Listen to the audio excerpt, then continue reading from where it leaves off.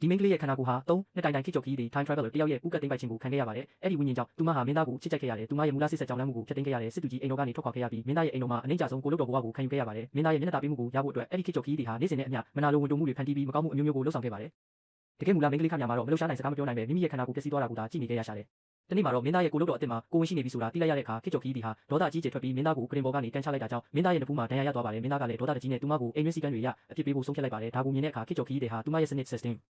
ကိုအကူအညီတောင်းပြီးဘေးကင်းရာ space ထဲမှာပေါအောင်မှုကြိုးစားပါတယ်။ဒါဟာသူမအတွက်အကောင်းဆုံးခွင့်ရဆိုတာမိန်းကလေးသိလိုက်ပါတယ်။သူမဟာထွက်သွားခြင်းနဲ့လို့စိတ်ထဲကနေအားကုန်အော်ဟစ်လိုက်တဲ့အခါနောက်တစ်စက္ကန့်မှာပဲသူမရဲ့ခန္ဓာကိုယ်ထဲကိုတကယ်ပြန်ရောက်သွားပါတယ်။သူမပထမဆုံးလုပ်တဲ့အလုပ်ကတော့မင်းသားရဲ့မေတော်စီကိုသွားပြီးမိမိရဲ့အမားတွေကိုဝန်ခံကသူမရဲ့စိုးသွမ်းတဲ့စရိုက်တွေကိုပြုပြင်ဖို့ဘုန်းကြီးကျောင်းမှာတွားရောက်တရားအားထုတ်ခွင့်တောင်းခံလိုက်တာပဲဖြစ်ပါတယ်။မင်းသားကချက်ချင်းချင်းတလို့ space ထဲမှာပိတ်မိနေတဲ့ခေတ်ကျော်ခီးတွေကလည်းကန့်ကွက်ပါတယ်။ဒါပေမဲ့မိန်းကလေးကသူမရဲ့လက်ကောက်ဝတ်ကိုအားနဲ့ညှစ်လိုက်တဲ့အခါခေတ်ကျော်ခီးတွေဟာနာကျင်မှုကြောင့်ချက်ချင်းပဲငြိမ်ကျသွားပါတယ်။ထို့နောက်သူမဟာမင်းသားရဲ့လက်ကိုအေးဆက်ဆက်နဲ့ပုတ်ထုတ်လိုက်ပြီးမင်းသားရဲ့အချိန်နောက်မှပေးတဲ့အချစ်တွေကိုမလိုချင်တော့ကြောင်းပြောလိုက်ပါတယ်။မင်းသားဟာဒေါသလဲထွက်အဆက်လဲရတာကြောင့်သူမထွက်သွားဖို့သဘောတူလိုက်ပါတော့တယ်။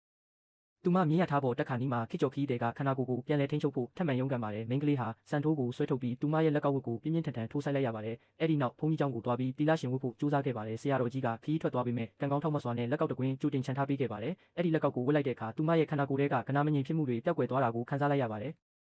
ညဘက်မှာတော့မင်းသားဟာသူမစီကိုတိတ်တဆိတ်လာတွေ့ပါတယ်။သူမရဲ့လက်ကောက်ဝတ်ကဒဏ်ရာကိုမြင်တဲ့အခါသူ့ကိုအရန်လွှမ်းလို့ကိုနာကျင်အောင်လှုပ်ထားတာလို့မင်းသားကထင်မှတ်သွားပြီးနာနေသေးလားလို့စိုးရိမ်တကြီးမေးပါတယ်။ဒါပေမဲ့မိန်းကလေးကတော့ယွန်ရှာမှုကိုသာခံစားရပြီးမင်းသားရဲ့လက်ကိုခါထုတ်ကအနားယူခြင်းမီလို့ပြောလိုက်ပါတယ်။မင်းသားကတော့သူမစိတ်ကောက်နေတော့မဲလို့ထင်နေပြီးကိုလုတ်တော်အစ်စ်ကိုကလေးယူခိုင်းတာကမင်းကိုဝင်ဆောင်ရတဲ့ဒုက္ခတွေမခံစားစေချင်လို့ပါလို့စိတ်ရှည်လက်ရှည်ရှင်းပြပါတယ်။ဒါကိုကြားတဲ့အခါခေတ်ကျော်ခီးတွေကတော့မင်းသားဟာသူမကိုတကယ်ချစ်တာပဲဆိုပြီးဝမ်းသာအားရဖြစ်သွားပါတယ်။သူမဟာခန္ဓာကိုယ်ကိုပြန်လဲထိန်းချုပ်ခွင့်ပေးဖို့စနစ်ကိုအတနာခံပေမဲ့မိန်းကလေးကတော့သူမရဲ့လက်ကောက်ဝတ်ကိုတင်းတင်းကြပ်ကြပ်ဆုပ်ကိုင်ထားခဲ့ပါတယ်။ဒီတစ်ချိန်မှာတော့သူမရဲ့ခန္ဓာကိုယ်ကိုအပါမခံတော့ဖို့ဆုံးဖြတ်ထားပြီးသားဖြစ်ပါတယ်။